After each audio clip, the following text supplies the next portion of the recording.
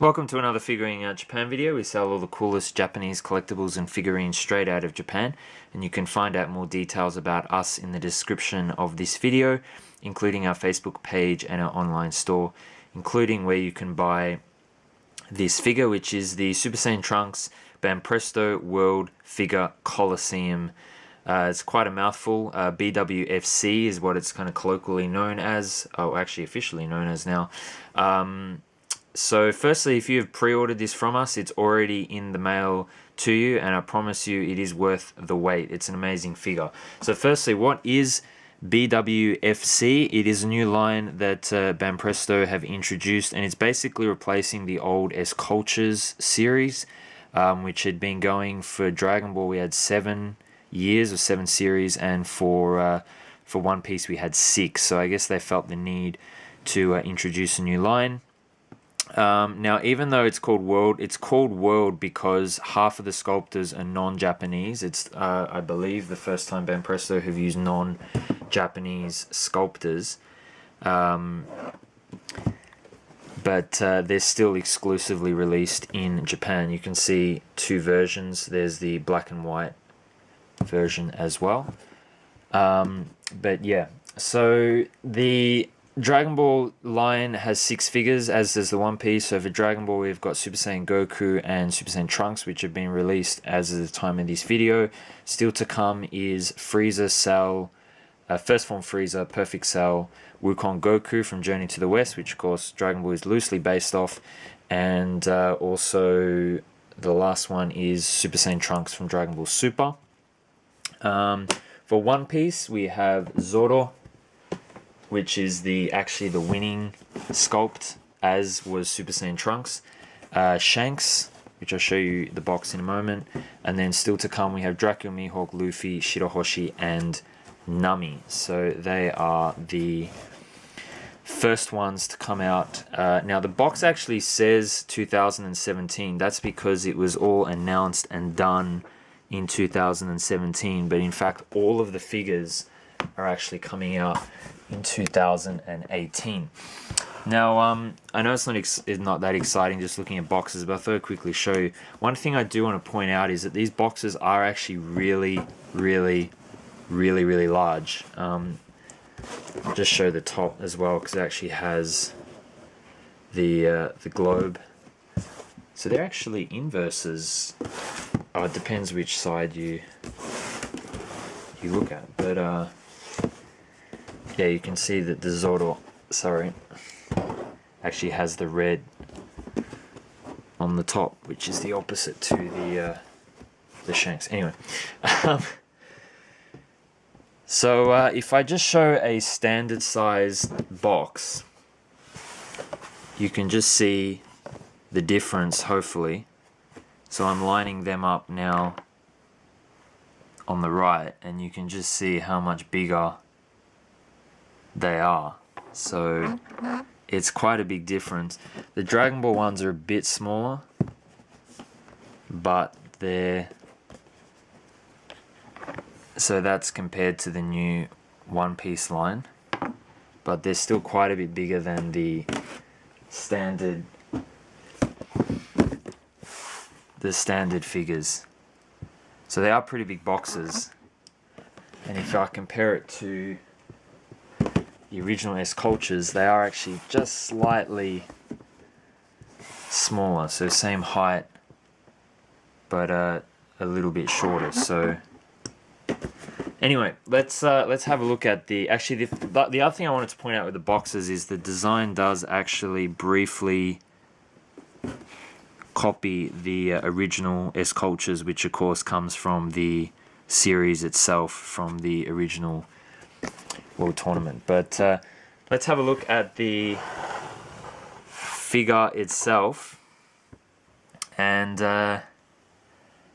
yeah, like I said, it's been worth the wait. The sculpt itself is really impressive. The detail on it just looks absolutely amazing. And I particularly like the jacket, the detail in the jacket and the face.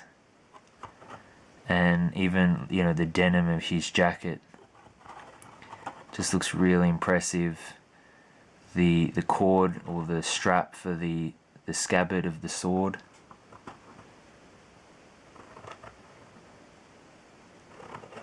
And then the Capsule Corp logo.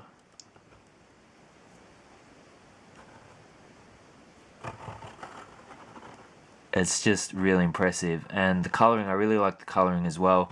The hair itself, maybe, I don't know how it really comes up in the lighting, but it is actually metallic. It does actually have metallic paint in it to make it look shinier, so it's not just the lighting of this video, it is actually quite a shiny yellow. I think they did a really good job. It's actually kind of similar to the Master Stars piece Trunks figure, for those of you who have that one. So really a very impressive sculpt from top to bottom. Just a very dramatic one. As I said, this did actually win the voting for the best figure from this particular line. So really, really nice. I think the sculpt's fantastic. I think the coloring's fantastic. I'm glad they used the coloring scheme from the anime rather than the manga. So by that I mean, if I actually compare to the S-Culture Series 4, where they use the lighter blue, they've gone with the darker blue. I actually probably would have preferred this just a little bit darker, but it's you know, it's good enough for sure. But yeah, if you compare it to the Legend of Saiyan Trunks, you can see this is just that little bit darker. So yeah. Now that's the other thing I really wanted to point out with this figure. It is big.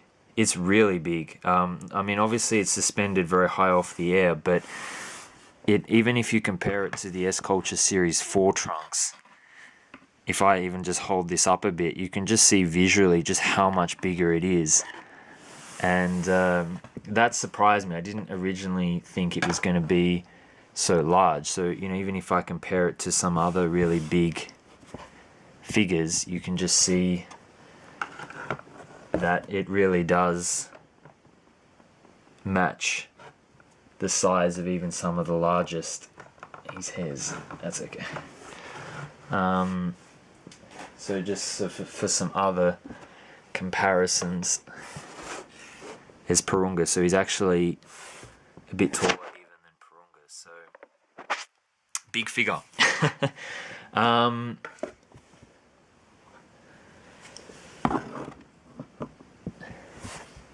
So yeah, now a couple of things I wanted to point out, you know, to suggest improvements. I wouldn't really have changed much with this figure, but one thing they could have done, and I'm kind of glad they didn't actually, but they could have put some blood.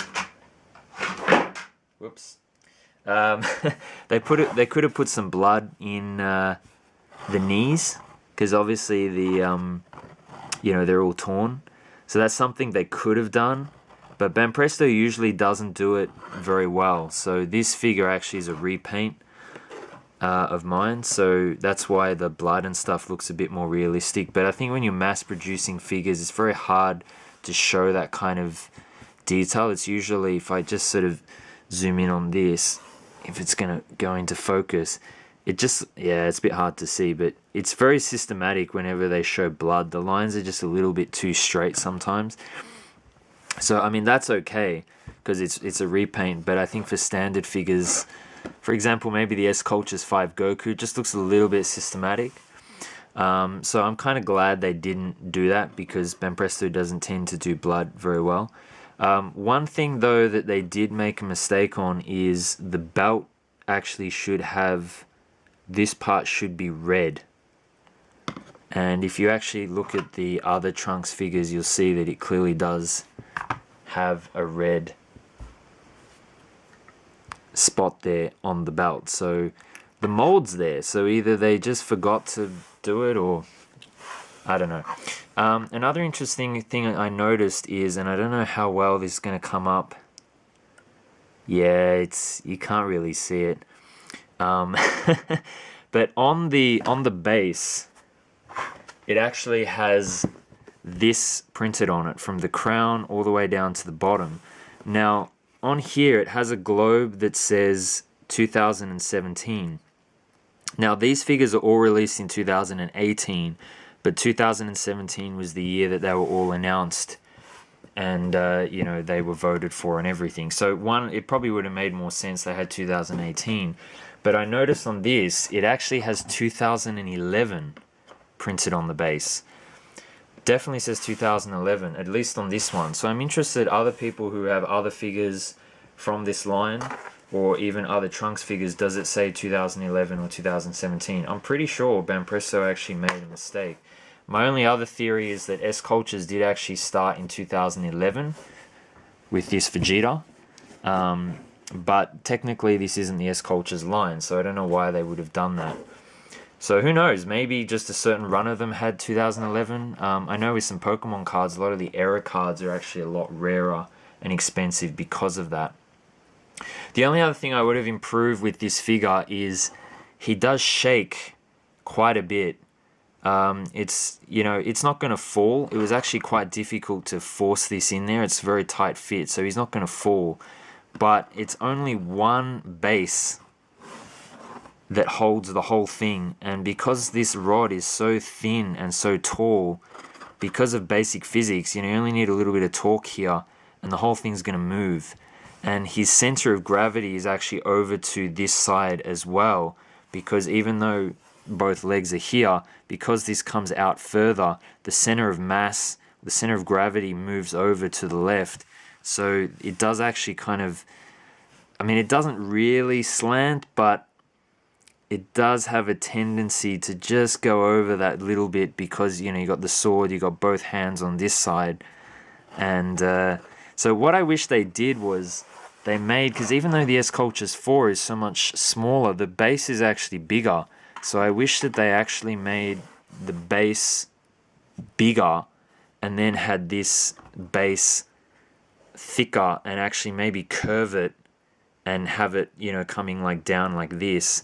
Kind of like what they did here, but maybe on a larger scale. And I think they actually did that with the Zoro from the BWFC. So I don't know, maybe they felt satisfied with this. As I said, it's not going to fall, but it does shake quite a bit. So maybe they could have just done the base a bit more sturdier, but like I said, he's not going to fall down. But anyway, they're my thoughts. Overall, an amazing figure. Sorry the video is a bit too long, probably spent too much time showing the boxes, but yeah, leave a comment, let us know what you think, and if you want to see more great content about Japanese figures and releases, hit the subscribe button. Thanks for watching, and I'll see you in the next video.